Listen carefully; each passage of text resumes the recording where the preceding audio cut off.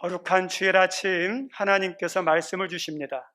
하나님 주시는 말씀은 구약성경 다니엘 9장입니다.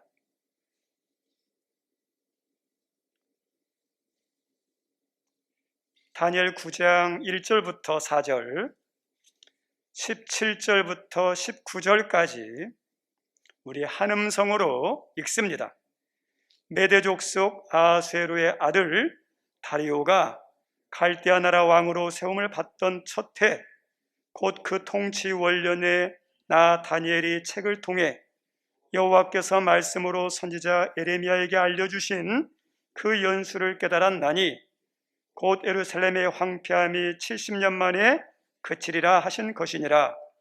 내가 금식하며 베옷을 입고 재를 덮어 쓰고 주 하나님께 기도하며 간구하기를 결심하고 내 하나님 여호와께서 기도하며 자복하여 이르기를 크시고 두려워할 주 하나님, 주를 사랑하고 주의 계명을 지키는 자를 위하여 언약을 지키시고 그에게 인자를 베푸시는 이시여. 17절입니다. 그라하온즉 우리 하나님이여 지금 우리의 종의 기도와 간구를 들으시고 주를 위하여 주의 얼굴빛을 주의 황폐한 성소에 비추시옵소서. 나의 하나님이여 귀를 기울여 들으시며 눈을 떠서 우리의 황폐한 상황과 주의 이름으로 일컫는 성을 보소옵소서. 우리가 주 앞에 간구하옵는 것은 우리의 공의를 의지하여 하는 것이 아니요 주의 큰 긍휼을 의지하여 함이니이다. 주여 들으소서. 주여 용서하소서. 주여 귀를 기울이시고 행하소서. 지체하지 마옵소서. 나의 하나님이여 주 자신을 위하여 하시옵소서. 이는 주의 성과 주의 백성이 주의 이름으로 일컫는 바 됨이니이다. 아멘. 오늘 말씀 제목은 말씀기도 다니엘이란 제목으로 같이 은혜를 나누고자 합니다. 코로나는 모든 사람들의 예상을 뒤엎을 만큼 엄청난 핵폭탄급 충격을 가져다 줬습니다. 지금 전 세계적으로 코로나로 사망한 사람이 600만이 넘는다고 합니다. 우리나라만 하더라도 1만 명입니다. 전쟁보다도 더 많이 죽어요. 그리고 국가의 그리고 한 개인의 경제, 재정 상황들이 얼마나 어려운지, 그리고 사람 관계가 연결이 돼야 되는데 관계가 단절된 그 삶의 단절을 가져오는 그 문제도 왔고, 또 더 나가서 우울증이라든지 정신장애 같은 질환들이 사람들에게 많이 나타났답니다. 그 코로나의 영향이 얼마나 큰지 말로 다 할 수 없습니다. 그런데 이런 어려움은 교회도 애유는 아닙니다. 한국교회도 이전에 경험하지 못했던 큰 충격파에 휩싸여져 있습니다. 교회들이 힘들고 목회자도 힘들고 성도들도 많이 흔들리고 있습니다.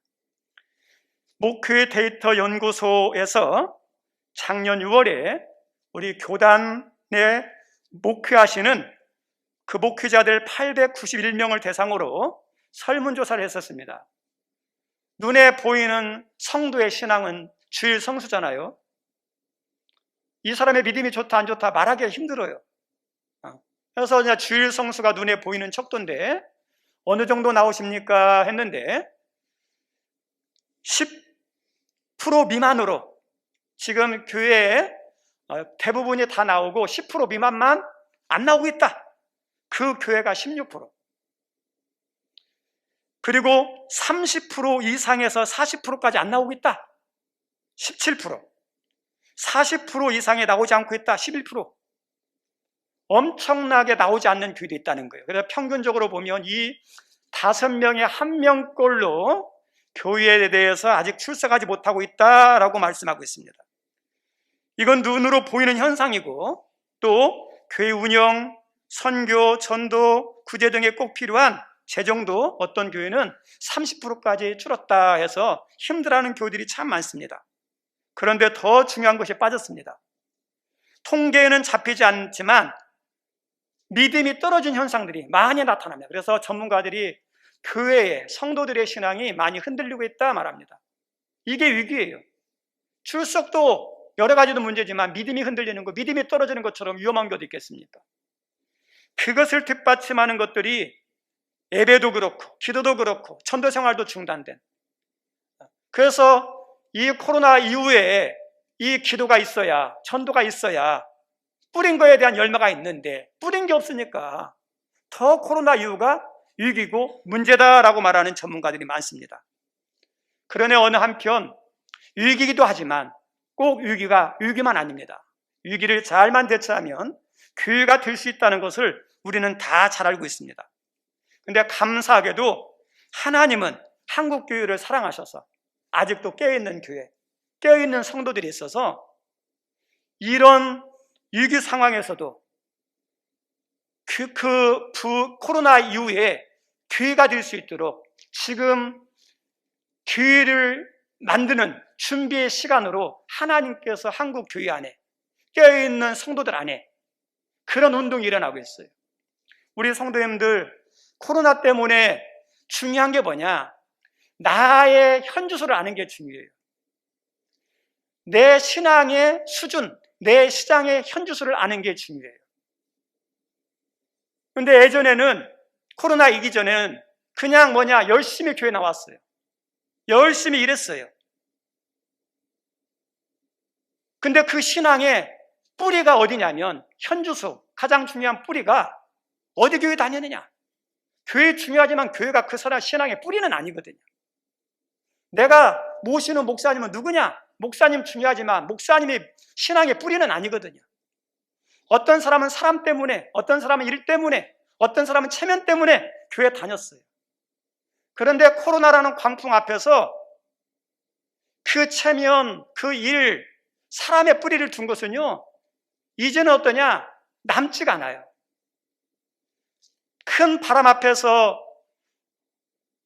건불 같은 것이 날려가듯이 코로나의 광풍 앞에서 믿음의 뿌리가 예수 그리스도에 두지 않은 모든 성도들의 그 가라지 같은 믿음들은요, 쭉제 같은 믿음들은 다 날아가는 거예요.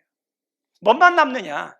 신앙의 현주소가, 신앙의 뿌리가 예수님께 뿌리 내린 사람만 살아남는 거예요. 신앙의 현주소를 드러난 거예요. 내 믿음의 뿌리가 예수님께 뒀느냐? 교회냐, 목회자냐, 사람이냐, 일이냐, 체면이냐? 이것이 드러난 거예요.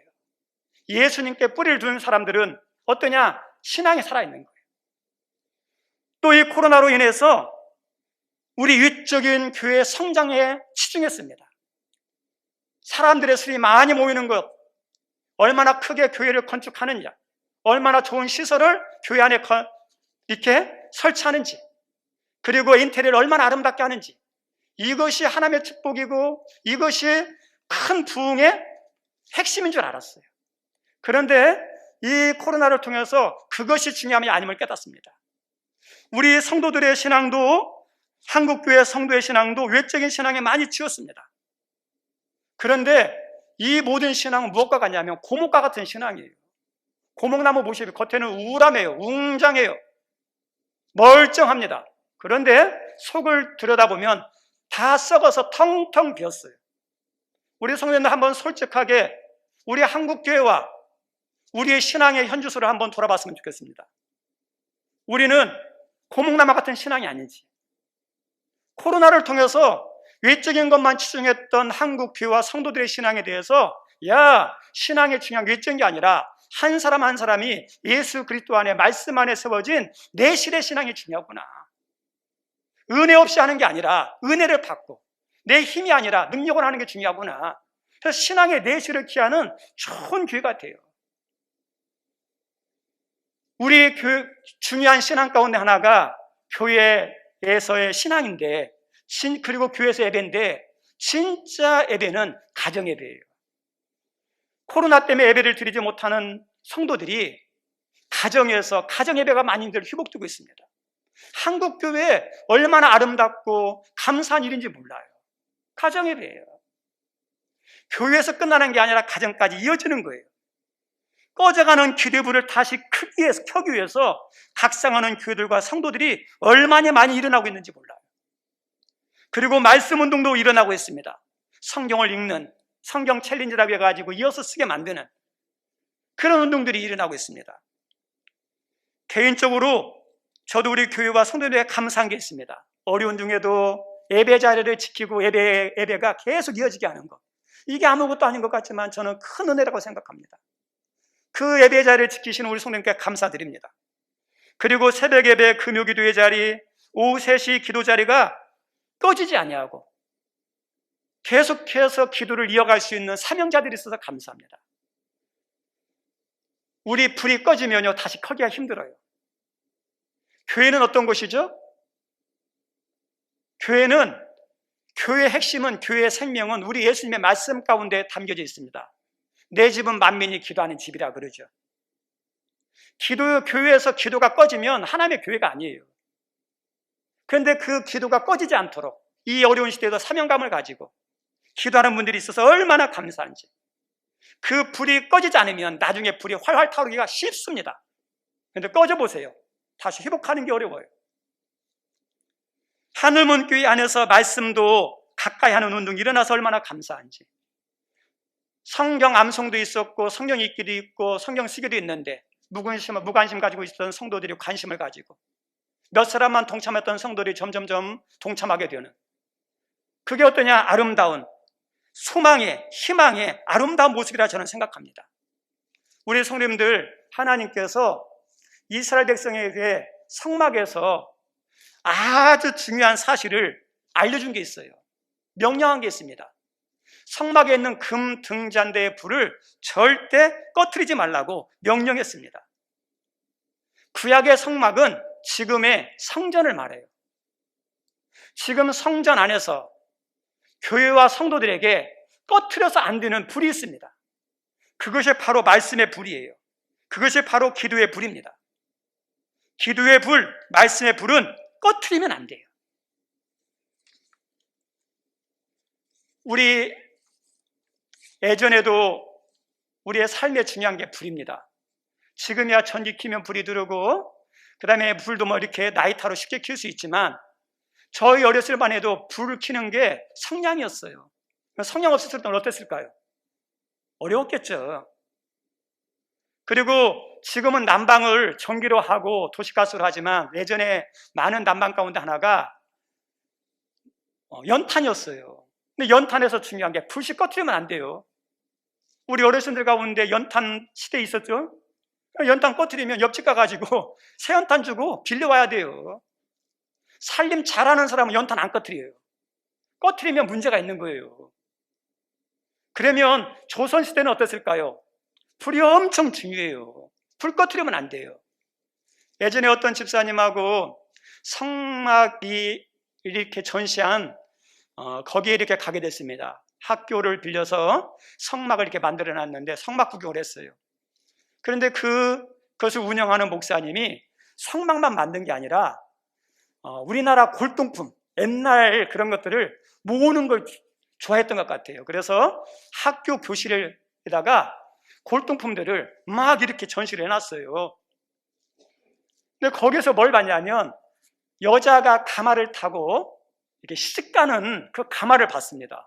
근데 가마를 이렇게 딱 보니까 뭐가 있냐면 화로가 있어요. 화로가요. 옛날에 결혼하는, 가마 타고 시집가는 여자에게는 화로가 있는데 그 화로가 뭐냐?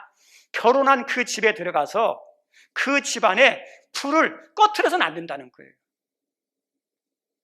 이 여자는 집에 가서 대를 이어서 대를 이을 자식을 이렇게 낳아야 되고, 또 하나는 불이 꺼트리면 안 돼요.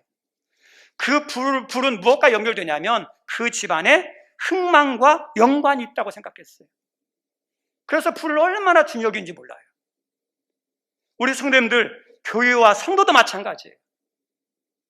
기도의 불, 말씀의 불 절대 꺼트리면 안 돼요. 타오르도록 해야 됩니다. 불이 켜져 있으면 소망이 있어요. 근데 불이 꺼져 있으면 소망도 사라집니다. 우리 성도님들, 우리 주님 안에서 여러분의 가정과 교회와 민족의 소망이 있기를 원합니까? 그러면 불을 켜야 돼요. 불을 끄면 안 돼요. 우리들이 켜야 할 불은 세상의 불이 아니라 말씀의 불, 기도의 불이에요. 왜냐하면 말씀과 기도가 있는 곳은 성령이 역사합니다. 에베소서 6장에 보면 하나님의 전신 갑주를 입으라 그러죠. 근데 거기에 성령의 검이 있어요. 이 성령의 검이 뭐죠? 말씀이에요. 하나님은, 성령은 말씀이 있는 곳에 역사해요. 그래서 말씀이 중요해요, 성령은요. 그리고 기도는 성령이 역사하게 만드는 통로예요. 우리 예수님의 말씀을 따라서 마가다락방에 모인 120명의 성도가 뜨겁게 기도했더니 무엇이 임했습니까? 불같은 성령이 120명 성도에게 임했어요. 말씀도 성령, 기도도 성령이죠. 그래서 기도가 있고 말씀 있는 곳에는 성령이 역사해요. 그럼 성령은 어떤 거냐? 하나님의 영이에요. 성령은 살리는 영이에요. 회복하는 영이에요. 치유하는 영이에요. 기적의 영이에요. 축복하는 영이에요. 그래서 성도에게, 교회에게 성령이 중요해요. 반면에 말씀, 기도의 불이 사라지면 마귀가 장난쳐요. 하나님의 이름을 부르지만 실제는 자기의 생각과 뜻대로 움직이는 위험성이 가득한 곳이 교회와 말씀과 기도가 없는 교회예요. 그러므로 교회와 성도는 할 수만 있다면 말씀과 기도가 절대로 중단되거나 꺼져서는 안 돼요. 하나님이 이 금 등잔대의 불을 끄지 않도록 하라면서 이어서 주신 말씀이 있습니다. 이는 이스라엘 자손이 대대로 지킬 규례니라. 대대로 지킬 규례래요. 사명이에요. 소명이에요. 세대가 흘러가고 시간이 흘러가고 장소가 변해도 삶이 잘 되든 안 되든 상황과 상관없이 이 등잔의 불이 대대로 꺼지지 않도록 하나님께서 명령을 주셨어요. 그만큼 중요하다는 거예요. 왜 하나님께서 이스라엘 백성에게, 오늘날 교회와 성도들에게 이런 명령을 왜 하셨을까요? 중요하니까. 교회와 성도에게 필요하니까. 하나님은 우리를 사랑하셔서 살리는 분이고 은혜 주시는 분이에요. 이렇게 하는 것도 우리 교회에 필요하니까, 여러분의 삶에 필요하니까 불을 꺼뜨리지 말라 말씀하는 거예요. 우리 불이라는 것은 빛이죠. 그러면 빛의 반대는 어떤 겁니까? 어둠이에요. 빛과 어둠은 신앙적으로, 성경적으로, 영적으로 단순한 빛과 어둠이 아니라 거기는 어떠냐? 하나님의 역사, 마귀의 역사 연결이 돼요. 빛은 하나님의 역사예요. 어둠은 마귀의 역사예요. 그래서 불을 밝힌다는 것은 마귀의 역사가 떠나가고 하나님의 역사가 나타나서 마귀의 역사가 떠나가는 걸 말하는 거예요. 우리가 말씀을 읽을 때, 우리가 기도할 때 빛은 강하게 나타나요. 그래서 어둠이 떠나가요. 우리가 기도할 때, 말씀 읽을 때 하나님의 역사가 나타나요. 성령의 역사가 나타나요. 그래서 마귀의 역사는 떠나가게 되어 있습니다. 그래서 하나님께서 성령이 살리는 역사가 나타나기 때문에 기도하라, 말씀의 불을 끄지 말라 말합니다. 우리 위험한 곳일수록, 그 다음에 어두운 곳일수록 무엇을 밝히 비치하냐? 빛을 밝히 비치해야 돼요.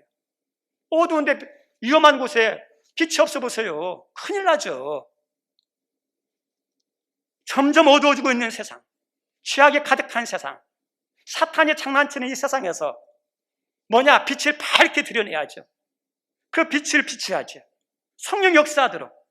그래서 마귀의 장난을 물리치고 성령의 강하게 역사하는 우리 교회가 되기를 위해서, 또 여러분 가정에 성령 역사하는, 살리는, 축복하는 은혜가 임하기 위해서 여러분 가운데 필요한 게 뭐냐?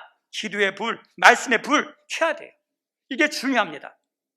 말씀과 기도와 말씀은 솔로몬 성전의 야긴과 보아스 같은 기둥처럼 신앙에 있어서 아주 중요해요. 건강한 교회, 건강한 성도는 말씀과 기도가 따로 가는 게 아니라 함께 갑니다. 말씀은 있고 기도가 없으면 차가운 신앙이에요. 기도는 있는데 말씀이 없으면 공허해요. 그래서 건강한 성도, 건강한 교회는 이 말씀과 기도가 반드시 함께 가게 되어 있습니다. 그리고 기도는 중요한데 기도의 방법들이 많이 있습니다. 근데 그 기도의 방법 가운데 하나가 말씀 기도예요. 말씀 기도는 말씀을 읽다가 하나님이 나에게 주시는 말씀이 있어요. 말씀을 읽다가 내가 감동이 되는, 내가 은혜가 되는 말씀이 있어요. 그 말씀을 가지고 그 말씀으로 기도하는 거예요. 우리가 보통 대부분의 기도는 내 소원을 가지고 기도해요. 어려움 당했을 때 기도해요. 뭔가 바라는 게 있을 때 기도해요. 그것도 감사해요. 근데 말씀 기도의 시작은, 동기는 어떠냐? 말씀이 시작이에요. 말씀에서 시작돼요. 다릅니다. 그래서 말씀으로 기도하는 것이 성도들의 신앙에 얼마나 유익한지 몰라요. 우리 아브라함의 믿음하면 순종이죠. 아브라함의 순종에 대한 말씀을 읽었어요. 은혜를 받았어요. 감동이 됐어요. 근데 아브라함은 하나님께서 너 본토 친척 아비 집 떠나면, 하갈과 이스마엘을 내보내라. 비록 첩이지만 아내예요. 그래도 아들이에요. 근데 살을 떼어나는 심령으로 하나님 말씀했기 때문에 하면서 내보냅니다. 마지막 남은 것이 너의 독자 이삭 바쳐라였어요. 얼마나 힘든 겁니까? 그런데 이 아브라함이 힘들지만 그 하나님의 말씀 앞에 하고 순종했습니다. 우리 성도님들, 신앙에서 순종이 얼마나 중요합니까? 하나님이 일하는데 순종이 얼마나 중요합니까? 하나님이 역사하는데 순종이 얼마나 중요합니까? 하나님이 복 주실 때도 순종이 얼마나 중요합니까? 순종이 이렇게 중요한데 이 아브라함의 순종을 바라보면서 나는 순종하고 있는지, 나는 순종하고 있다면 어디까지 순종하고 있는지, 그 말씀을 통해서 나를 돌아보는 거예요. 나를 살피는 거예요. 아브라함은 모든 것을 하나님 앞에 말씀하시면 아니오가 없었는데 나는 지금 아니오 하는 불순종은 무엇인지 돌아보는 거예요. 우리 마태복음 7장에 보면 우리 예수님께서 하신 내 형제 눈에 있는 티는 보면서 내 눈에 있는 들보는 보지 않느냐. 우리가 이런 말씀을 읽었다 한번 생각해 보겠습니다. 그럼 우리는 내 잘못은 적게 보고 다른 사람의 잘못은 크게 봐요. 내 문제보다도 저 사람이, 상대방이 더 문제라고 생각해요. 근데 예수님은 네가 더 문제야. 내가 더 큰 원인이야. 근데 나는 내가 적고 저 사람의 문제예요. 하나님의 말씀과 내가 생각의 차이가 있어요. 이 말씀 가지고 기도하는 거예요. 하나님은, 예수님은 내가 더 큰 문제라 그러는데 내가 볼 때는 나는 문제는 별로 없는데, 내 잘못은 별로 없는데 저 사람의 문제 모든 제공자인데 왜 나한테는 왜 적게 여기집니까? 기도하면서 내 자신을 돌아보는 거예요.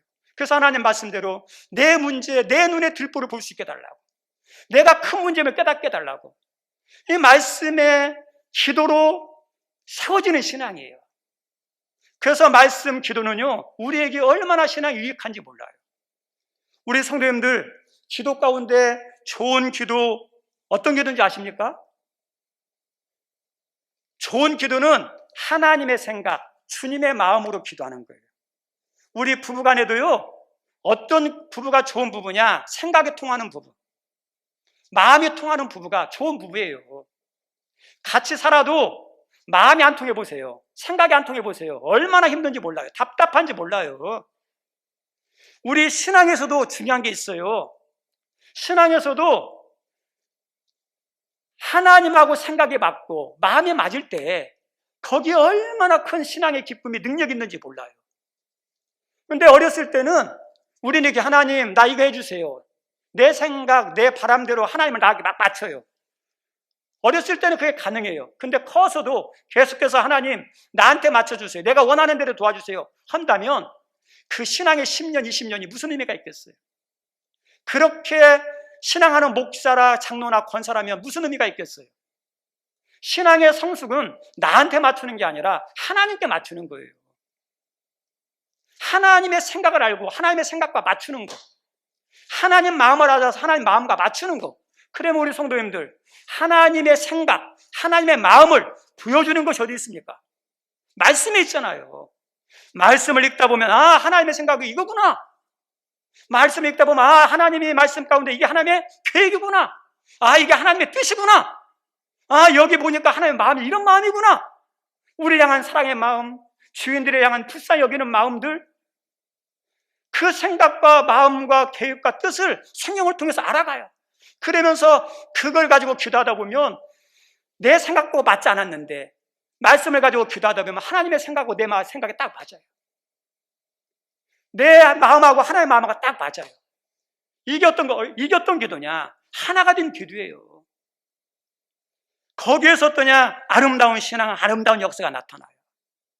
그래서 하나님의 생각으로, 하나님의 마음으로 기도하는 건데, 말씀을 가지고 기도하다 보면 이런 기도의 단계에 이를 수 있어요. 우리가 기도하는 가운데서도 응답이 잘 되는 기도가 있는데, 그 기도가 어떤 기도냐? 말씀으로 하는 기도예요. 말씀으로. 하나님은 우리에게 응답한다고 그랬는데, 기도 중에서도 잘 응답받는 것이 말씀의 기도. 요한복음 15장 5절에 보면, 나는 포도나무요 너희는 가지라. 그가 내 안에, 내가 그 안에 거하면 사람이 열매를 많이 맺는다. 열매를 맺는 비결이 어떠냐? 예수님이 내 안에, 내가 예수님 안에 열매를 많이 맺어요. 근데 이 말이 이해가 되는 듯 하면서도 어려워요. 예수님이 뭐 보여야죠. 안 보이잖아, 영적으로. 그래서 내 안에 예수님이 있는지 없는지 잘 모를 때가 있어요. 예수님이 내 안에 계시고 내가 예수님 안에 있으면 열매를 맺는데 안 보이죠. 그런데 15장 7절에 이해가 되는 말씀이 나와요. 15장 7절에 뭐가 나오냐면 이렇게 나왔어요. 너희가 내 안에 거하고 내 말이 너희 안에 거하면. 거기 보니까 뭐가 나오냐면 나의 말이, 내 말이 너희 안에 거하면. 말씀이죠. 예수님일 수도 있지만 예수님의 또 다른 모습이 뭐냐? 말씀이에요. 말씀. 말씀이 내 안에 거할 때 말씀으로 기도하는 거죠. 그래서 응답받는, 열매 맺는 좋은 기도가 내 기도가 아니라 말씀으로 기도하는 것. 우리 부모님들이 자녀들이 요구할 때 꼼짝없이 들을 수밖에 없는 게 있어요. 떼쓴다고, 요구한다고, 바란다고 안 돼요. 어떤 때는 우리가 거절하죠. 그런데 자녀들이, 부모님이, 엄마가, 아빠가 약속한 게 있어요. 그 약속한 거 있는데 실행을 안 할 때, 엄마, 아빠 나한테 약속한 거 있는데 그 약속은 왜 안 해줘요? 거짓말쟁이. 하면 어떠냐면 부모님들이 꼼짝 못해요. 약속의 근거에서. 우리 하나님은 거짓말쟁이에요. 모든 말씀에 대해서 실행하시는 분이에요. 하나님 거짓말하는 분 아니잖아요. 말씀하신 것을 반드시 지키시는 분이잖아요. 그래서 하나님께 힘 있는 기도가 말씀을 알고 말씀을 믿고 말씀대로 하나님 이렇게 말씀하셨는데 하나님 이 말씀의 은혜 나에게 주십시오. 그래서 말씀의 기도가 얼마나 힘 있는지 몰라요. 말씀 기도예요. 말씀 기도. 이처럼 말씀 기도는 우리 신앙의 하나님의 역사의 축복의 중요한 아주 좋은 기도입니다. 성경의 인물 가운데 신앙이 좋은 사람들이 여러 명 나오는데 그 중에 한 사람이 다니엘이에요. 다니엘의 어린 시절은 나오지 않지만 다니엘이 나오는 시작부터 다니엘에 대해서 끝날 때까지의 성경을 통해서 다니엘의 모습을 보십시오. 흠잡을 데 있습니까? 흠잡을 데가 하나도 없어요. 그 완벽에 가까울 만큼 훌륭한 신앙을 가진 사람이 다니엘입니다. 그리고 그 다니엘이라는 이름의 뜻이 하나님이 나의 재판관이다라는 뜻이 있어요. 하나님 나의 재판관. 이 이름의 뜻처럼 이 다니엘의 신앙은요, 사람 보기 좋게 움직이지 않았어요. 환경 따라 하지 않았어요. 하나님 앞에서 살았어요. 하나님이 나의 재판관이니까 하나님이 중요하죠. 그런 신앙을 사는 사람이 다니엘이에요. 우리 성경을 통해서 다니엘에게 나타날 수 있는 게 우리들이 추구하는 게 성공이죠. 세상에 추구하는 게 성공이죠. 성공인데 다니엘은 성공이 목적이 아니었죠. 왕의 진미로 자기를 거듭히지 않으려고 신앙으로 사는 것, 거룩하게 사는 것, 깨끗하게 사는 것이 다니엘의 삶의 목적이었어요. 그렇게 사는 다니엘에게 신앙만 아니라 삶의 자리도 축복하시죠. 그리고 우리가 알고 있는 것처럼 다니엘은 하루에 몇 번씩 기도했습니까? 3번씩 기도했어요. 그리고 신앙만 좋은 게 아니라 실력도 있었어요. 얼마나 실력이 탁월한지. 이방인인데도 불구하고 바벨론 나라의 총리가 됐으니까 실력이 있으니까 발탁이 되죠. 그리고 그것도 몇 대의 왕을 섬기냐, 4대의 왕을 섬길 만큼. 4대 왕을 섬긴다는 것은요, 뛰어나지 않으면 안 돼요. 그런데 거기에다 불구하고 뭐까지 있냐? 도덕성, 흠이 하나도 없어요. 바벨론 나라의 전통 있는 명망가 그 집안에서 이 포로로 잡혀온 다니엘 보시죠. 자기가 차지할 총리 자리를 가지고 있으니까 얼마나 눈여가시 같아요. 불러온들이 박힌돌 뽑듯이 바벨론 나라의 유수의 명문가 집안에 있는 걸 다 제치고 이 사람이 왕의 신임과 사랑을 받고 높은 자리를 차지고 있으니까 이견은 눈에 가시 같아서 없애야 돼요. 그래서 없애기 위해서 모든 사정기관, 모든 권력기구를 다 동원해서 머리에서 발까지 다 털털털 털었어요. 우리 성도님들 옆에 있는 사람 털털털 털어가지고 먼지 안 나오는 사람 있을까 없을까요? 여러분 자신에 대해서 나에 대해서 털면 어떨까요? 아마 고개 못 들고 도망갈 사람 많을 거예요. 저도 마찬가지예요. 그런데 이 다니엘은요 그렇게 했음에도 불구하고 흠잡을 데가 하나도 없어요. 완벽에 가까운 사람이에요. 그리고 이 다니엘은 어떤 사람이냐? 말씀의 사람이에요. 우리 읽었던 성경 말씀 2절 한번 읽어볼까요? 2절 같이 읽죠? 시작. 곧 그 통치 원년에 나 다니엘의 책을 통해 여호와께서 말씀으로 선지자 예레미야에게 알려주신 다니엘의 책을 통해라고 그러죠. 우리 성도님들 이 책이 어떤 책을 말할까요? 우리는 세상 책도 읽어야 돼요. 믿는 사람이 세상 책도 읽어요. 세상의 흐름도 알아야 돼요. 다니엘 이방인으로서 총리가 됐어요. 그러면 바벨론 나라의 정치가로서 실세 총리로서 바벨론 나라에서 알아야 돼요. 책 안 읽었겠습니까? 흠잡고 끌어내리는 사람이 많은데 실력을 갖추려면 많이 알아야겠죠. 제가 볼 때는 다니엘 책, 세상 책 많이 읽은 사람이에요. 그런데 세상 책만 읽지 않았어요. 여기서 말하는 책은요 하나님 말씀이에요. 특별히 예레미야 선지자를 통해서 주신 말씀, 예레미야서를 적고 있었어요. 하나님 말씀이죠. 우리 귀한 성인 우리도 마찬가지예요. 하나님 말씀은 생명의 말씀이기 때문에 말씀 읽으셔야 돼요. 듣고 읽고 암송하고 쓰고 하는 게 얼마나 중요한지 몰라요. 근데 이 다니엘이 예레미야서를 읽다가 아주 중요한 말씀, 축복의 말씀, 귀한 말씀을 발견하고 그 말씀을 확 붙잡아요. 그 말씀이 어떤 거냐? 2절 하반절에 보면 예루살렘의 황폐함이 70년이면 끝날 것이다. 지금 조국의 현실이 예레미야 예언처럼 바벨론 나라에 멸망했어요. 그리고 이스라엘 백성들, 예루살렘에 있는 이스라엘 백성들이 다 토탄에 빠지고 지금 바벨론 포로로 잡혀 있는 이스라엘의 백성들이 짐승 취급받으면서 노예의 비참한 삶을 살아요. 이것 때문에 다니엘은 가슴이 아팠어요. 솔직하게 다니엘은 부족함이 없어요. 왜요? 바벨론 나라의 총리니까. 높아요. 누릴 거 다 누려요.